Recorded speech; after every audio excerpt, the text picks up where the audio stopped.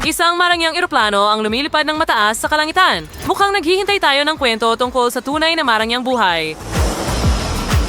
Narito si Liv, ang super yaman na golden girl. Mahilig siya sa lahat ng makintab, mahal at napakagandang parang panghare.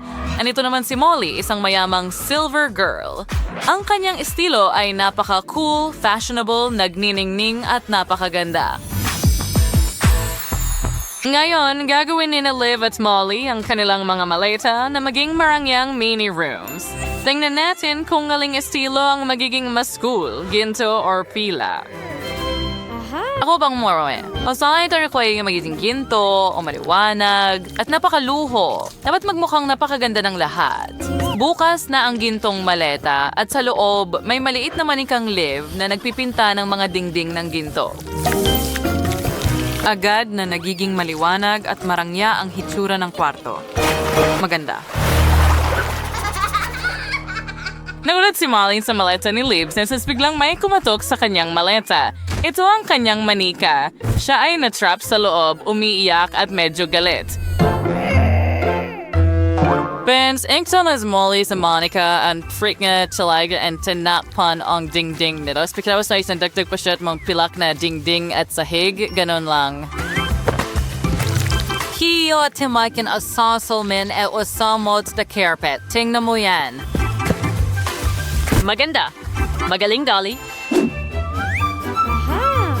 At magdadagdag pa ako ng mga dekorasyon at kasangkapan, ang mesa na ito at isang kutsyon, at syempre isang aparador at ilang disco balls. At dito ay magkakaroon ng magandang pilak na kama.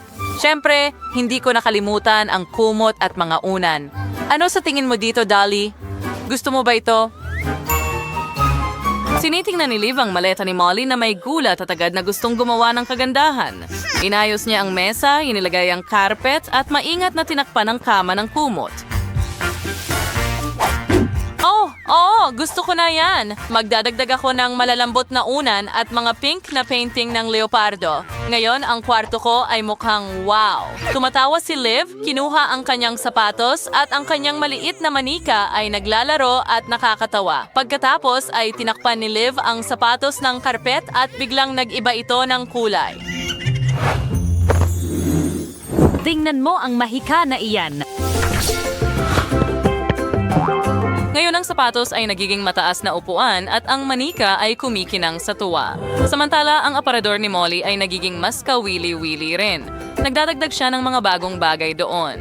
Masaya si Molly sa kanyang aparador at si Liv ay ngumingiti ng palihim at nagdagdag din ng mga locker na may damit at isang magandang gintong damit sa kwarto. Siyempre, gusto lang niyang magyabang at patunayan na mas magaling siya.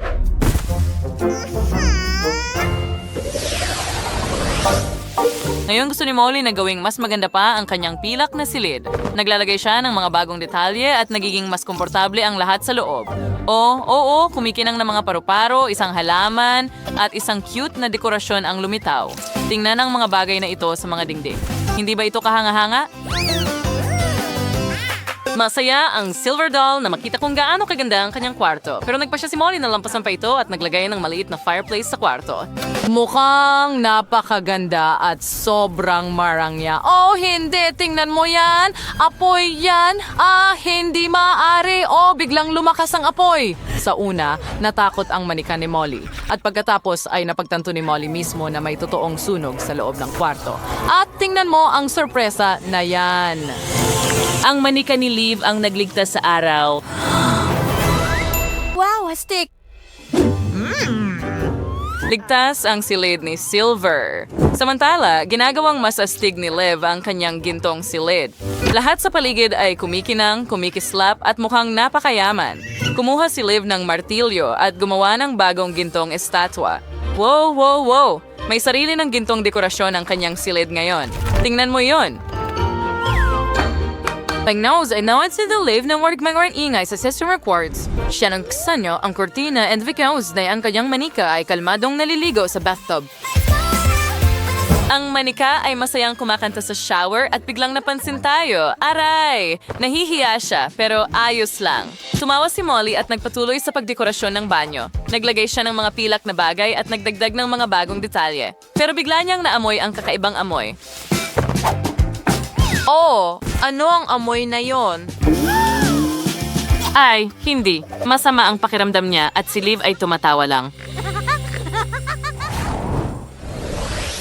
Tinitingnan ni Liv ang kanyang maleta at nagtataka kung ano pa ang kulang. Gusto kong magdagdag ng talagang cool na bagay.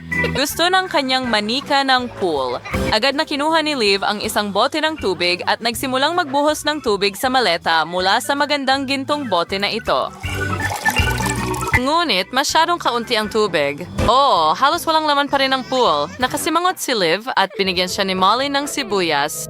Ang sibuyas ay sobrang amoy na agad na iyak si Liv. At nagsimula ng umulan para sa manika. Siyempre, ang ulan na ito ay nagpuno sa pool at ang manika, siyempre, ay may payong. Tingnan mo, napuno ng luha ni Liv ang pool.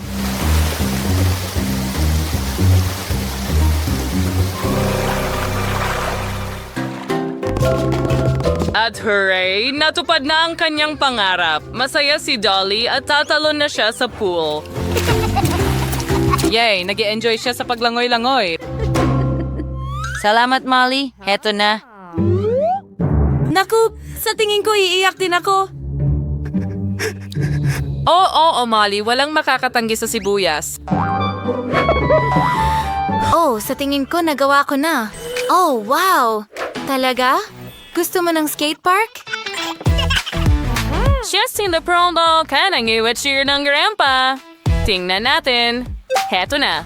Lumitaw ang isang rampa sa pilak na maleta. Mukhang gumagawa si Molly ng totoong mini skate park para sa kanyang manika gamit ang 3D printer. Masayang gumugulong at mahusay na dumudulas ang pilak na manika sa rampa. Oh, tama yon. Ngayon, hindi ka lang pwedeng tumira sa kanyang kwarto, kundi mag-enjoy din sa pagsakay dito. Ang galing. Yay! Tingnan mo ang masaya niyang mukha. Nagiging napakaganda at makinang at sobrang uso ang kwarto.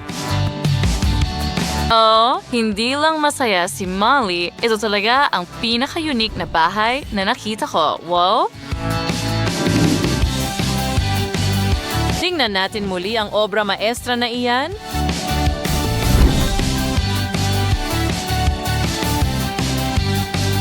Ako ay napakasaya. Maraming salamat, Molly. Ito ang bahay ng aking mga pangarap. Wow! Ngayon, tingnan na natin ang gintong maleta ni Liv. Lahat ay kumikinang, kumikislap, at mukhang napakayaman.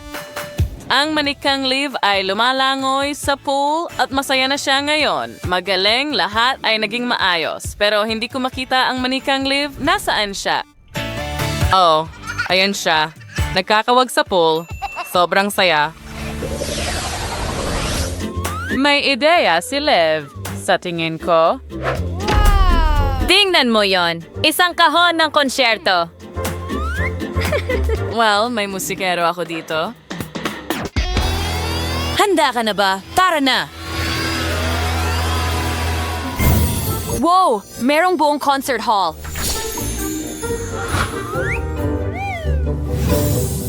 Wow, ang ganda! Tingnan mo ang atmosfera at vibe. Yay! Mag-enjoy tayo. Masaya si Molly at si Liv din dahil ang musika ay nagbubuklod sa ating lahat.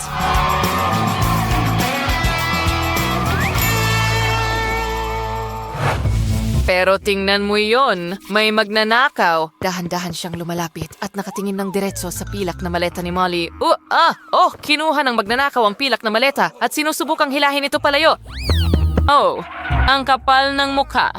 Pero may sorpresa na naghihintay sa kanya. Natakot ang magnanakaw kaya agad siyang nagsimulang sumigaw. Mukhang napakasamang ideya ang magnakaw ng maleta ng iba. Nagustuhan mo ba ang aming video? Pindutin na ang like button at mag-subscribe sa aming channel. Hanggang sa muli.